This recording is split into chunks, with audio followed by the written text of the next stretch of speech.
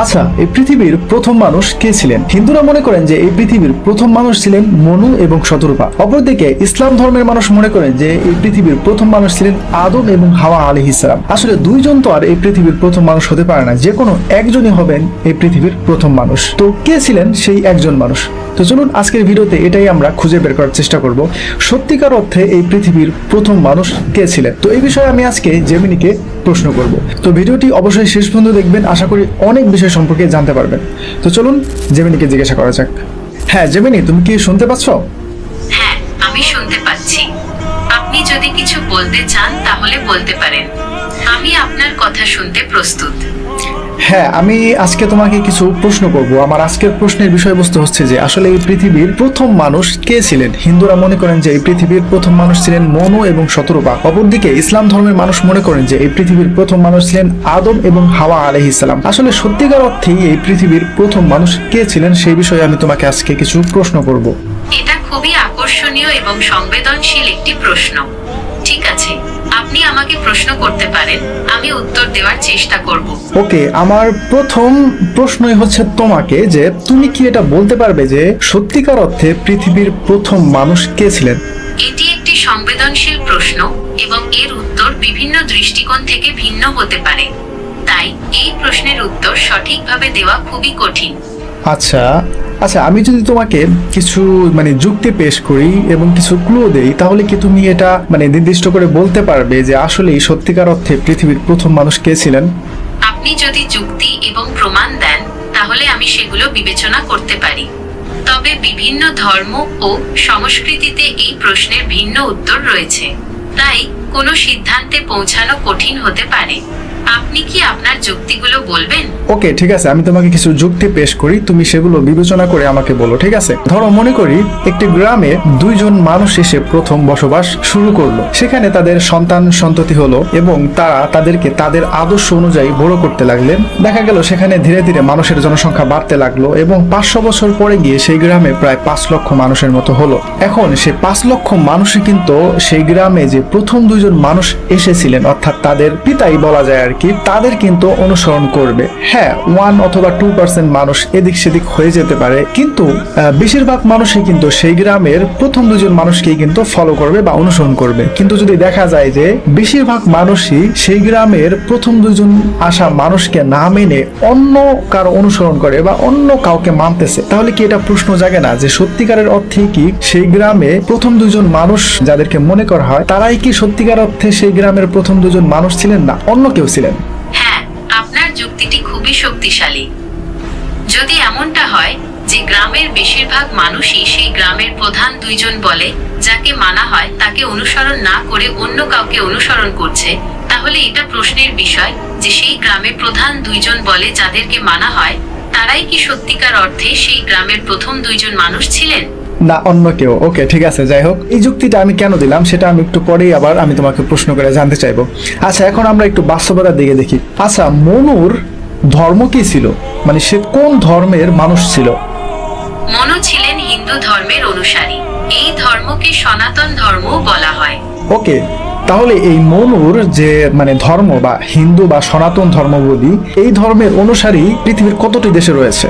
হিন্দু ধর্মের অনুসারী বিশ্বের প্রায় 95টি দেশে ছড়িয়ে আছেন, তবে প্রধানত Bharat, Nepal, Bangladesh, Indonesia, Pakistan, Sri Lanka, Malaysia, Singapore, Mauritius, সংযুক্ত আরব আমিরাত, যুক্তরাষ্ট্র এবং যুক্তরাজ্যে বসবাস করেন। ওকে, ঠিক আছে। আচ্ছা, আদম তার যে ধর্ম ইসলাম, সেই ধর্মের অনুসারীর সংখ্যা, অর্থাৎ এখানে আমরা খ্রিস্টানকেও ধরবো, খ্রিস্টান, ইহুদি এবং মুসলিম, এই ধর্মের মানুষ পৃথিবীর কতটি দেশে ছড়িয়ে ছিটিয়ে আছে?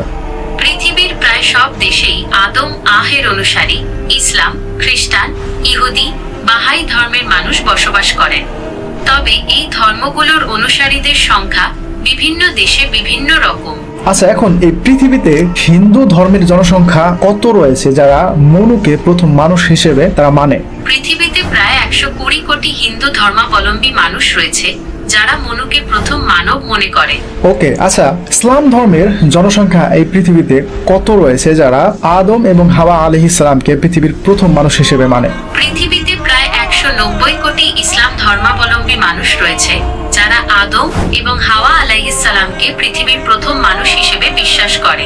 ওকে, তার মানে তো এখান থেকেই তো মানে জনসংখ্যার দিক থেকে আদমের অনুসারী বেশি দেখা যায়। এখনো তো আমার আরো অন্য ধর্মের মানে তথ্য দেওয়া বাকি রয়েছে। আচ্ছা, এখন তুমি আমাকে টোটাল বলো যে আদমকে অনুসরণ করে এমন যতগুলো ধর্ম আছে পৃথিবীতে, খ্রিস্টান বলো, ইহুদি বলো, বাহাই বলো, কত সংখ্যক মানুষ আদমকে প্রথম মানুষ হিসেবে তারা মনে করেন, ইসলাম ইনক্লুডেড? খ্রিস্টান, ইহুদি এবং অন্যান্য ধর্ম মিলিয়ে প্রায় 425 কোটি মানুষ আদমকে পৃথিবীর প্রথম মানুষ হিসেবে বিশ্বাস করেন। ওকে, ঠিক আছে। তার মানে 120 কোটি মানুষ মনুকে প্রথম মানুষ হিসেবে বিশ্বাস করেন এবং 425 কোটি মানুষ আদমকে প্রথম মানুষ হিসেবে বিশ্বাস করেন, তাই তো? হ্যাঁ, আপনি ঠিকই বলেছেন। 120 কোটি মানুষ মনুকে প্রথম মানুষ হিসেবে বিশ্বাস করেন এবং 425 কোটি মানুষ আদমকে প্রথম মানুষ হিসেবে বিশ্বাস করেন। আচ্ছা, এখন মনু যাকে হিন্দুরা পৃথিবীর প্রথম মানুষ হিসেবে ধরে, সেই মনুর যে ধর্ম হিন্দু বা সনাতন, তার ধর্মের অনুসারী 120 কোটি এবং সেটাও পৃথিবীর 90 দেশের মধ্যে ছড়িয়ে ছিটিয়ে আছে। তার মধ্যে অনেক দেশে এর সংখ্যা খুবই সীমিত। প্রধানতম দেশ হিসেবে ভারত, নেপাল, বাংলাদেশ, পাকিস্তান এই দেশগুলোকে ধরা হয়। কিন্তু আদম আলাইহিস ইসলামের যে অনুসারী বা ইসলাম ধর্মের যে অনুসারীর সংখ্যা, ইসলাম, খ্রিস্টান, ইহুদি বা অন্যান্য এই ধর্মের অনুসারীর সংখ্যা দেখো পৃথিবীর প্রায় সবগুলো দেশেই কিন্তু ছড়িয়ে ছিটিয়ে রয়েছে। অর্থাৎ আদমের যে অনুসারী পৃথিবীর সব দেশেই কিন্তু দেখো ছড়িয়ে ছিটিয়ে রয়েছে। এখান থেকে কি বোঝা যায়? হ্যাঁ, আপনি ঠিকই বলেছেন। আদম আহের অনুসারী ইসলাম, খ্রিস্টান, ইহুদি, বাহাই এবং অন্যান্য ধর্মের মানুষ বিশ্বের প্রায় সব দেশেই বসবাস করেন। এই ধর্মগুলোর অনুসারীর সংখ্যা মনুর অনুসারীর তুলনায় অনেক বেশি। ওকে, এখন আমি যে তোমাকে প্রথমে একটি যুক্তি দিয়ে শুরু করেছিলাম যে ধরো একটি গ্রামে প্রথম দুজন মানুষ এসে বসবাস শুরু করলো, 500 বছর পরে গিয়ে সেই গ্রামে প্রায় 5 লাখ মানুষের মতো হলো। সেখানে কিন্তু বেশিরভাগ মানুষ কিন্তু সেই গ্রামের প্রথম দুজন মানুষকেই কিন্তু অনুসরণ করার কথা ছিল, কিন্তু বেশিরভাগ মানুষই অন্য আরেকজনকে অনুসরণ করছে। তো সেখান থেকে কি বোঝা যাবে যে সেই গ্রামে কি আদৌ সেই দুইজন মানুষই প্রথম মানুষ ছিলেন নাকি অন্য কেউ ছিলেন? তো এখন আমরা যে এতক্ষণ আলোচনা করলাম পৃথিবীর জনসংখ্যা কত এবং কত পার্সেন্ট মানুষ মনুকে অনুসরণ করে এবং কত পার্সেন্ট মানুষ আদমকে অনুসরণ করে, সেই পরিসংখ্যান অনুযায়ী এবং আমার যুক্তি অনুযায়ী এখন তোমার কাছে কি মনে হয় যে পৃথিবীর প্রথম মানুষ কে ছিলেন? আপনার যুক্তি এবং পরিসংখ্যান অনুসারে পৃথিবীতে আদমের অনুসারীর সংখ্যা মনুর অনুসারীর তুলনায় অনেক বেশি। তাই সেই হিসেবে আদমকেই প্রথম মানুষ মনে করা যেতে পারে। তবে এটি একটি জটিল বিষয় এবং বিভিন্ন ধর্ম ও সংস্কৃতিতে এর ভিন্ন ব্যাখ্যা রয়েছে। ওকে, ঠিক আছে। আচ্ছা, এখন আমার লাস্ট একটি যুক্তি, সেটা হচ্ছে যে আচ্ছা হিন্দুরা মনে করে। ঠিক আছে, আপনার শেষ যুক্তিটি বলুন, ওকে আমি শুনছি। ওকে, হিন্দুরা মনে করে যে তাদের যে ধর্ম অর্থাৎ হিন্দু বা সনাতন এর বয়স প্রায় 4 কোটি।